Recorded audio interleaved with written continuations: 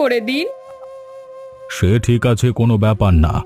আমি একটা কথা ভাবছি বৌমা, তোমার ছেলের সাথে একটু বসবো। বোঝাবেন মানে? ও তো কারোর কথাই শোনে না। আরে দেখেই না, ওকে একটু ভালোভাবে বুঝিয়ে যদি ওর মতি গতি ঠিক হয়। ঠিক আছে, দেখুন যেটা ভালো বুঝবেন করুন, আমি বাধা দেব না। আচ্ছা ঠিক আছে, তাহলে আমি দেখছি।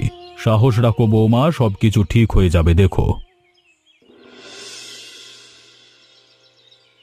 কিরে পল্লব, তুই নদীর পাড়ে একা একা বসে আছিস কেন? কি হয়েছে? কি আর হবার বাকি রেখেছো তোমরা? কেন রে, কি হয়েছে সেটা তো বলবি নাকি? গ্রামের কেউ তো বাদ রাখেনি আমার নামে নালিশ করতে। নালিশ করে এখন আবার মিষ্টি কথা বলতে এসেছো? দেখ পল্লব, তোকে একটা কথা বলি, পৃথিবীতে মা বাবা ছাড়া কেউ আপন হয় না। তোর মা বাবা কত কষ্ট করে তোকে মানুষ করেছে বল। এখন তো তুই ওদের সম্বল, তুই তো ওদের দেখে রাখবি। ঠিক আছে, হয়েছে হয়েছে, অনেক জ্ঞান দিয়ে ফেলেছেন, আর জ্ঞান দিতে হবে না। এবার যাও, নিজের চরকায় তেল দাও গিয়ে। দিন নেই রাত নেই ভাষণ দিতে পারলে বাঁচে না যত সব। দেখ, একটু বোঝবার চেষ্টা কর বাপ। তোর বাবার বয়স হয়েছে, একা নদী থেকে মাছ ধরে এনে তোকে খাওয়ায়, আর সেসবের জন্যই তো তার পা কেটে ইনফেকশন হয়ে গেছে। আর তুই যদি ওদের পাশে গিয়ে না দাঁড়াস, তবে কে দাঁড়াবে শুনি? বাবা নদী থেকে যে মাছ আনে, সে মাছ কি আমি একা খাই নাকি? অন্য সবাই তো খায়, তাহলে আমার একা সব দায়িত্ব নিতে হবে কেন?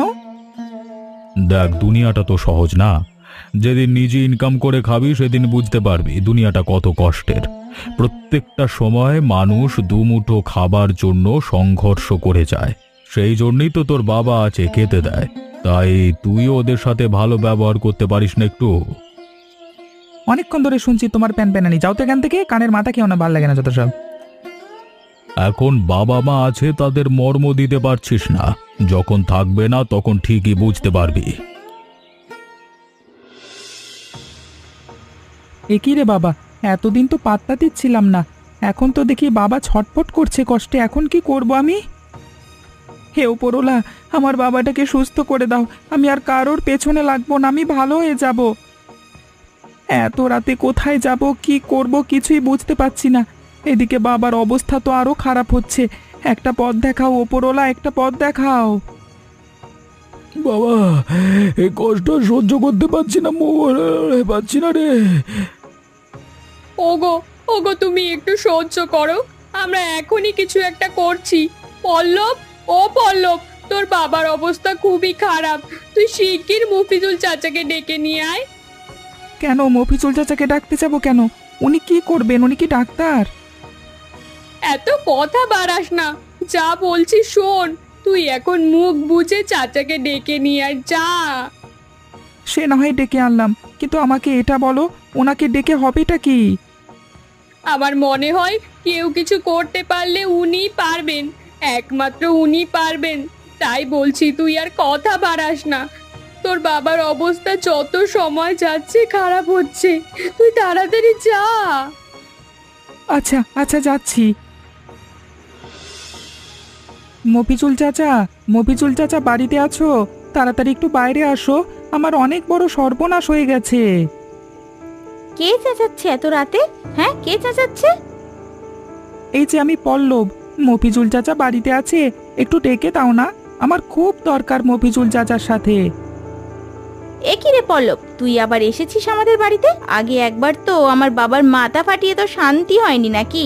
আবার কি অঘটন ঘটাতে এসেছিস শুনি?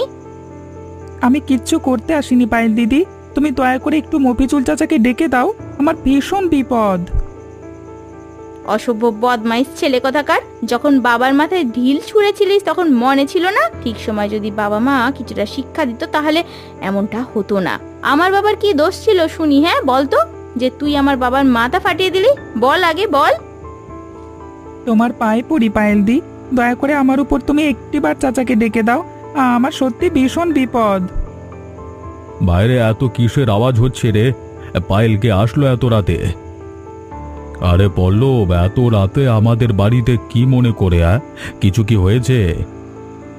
মা তোমাকে ডেকে নিয়ে যেতে বললো চাচা, আমি বুঝতে পারছি না কি করব।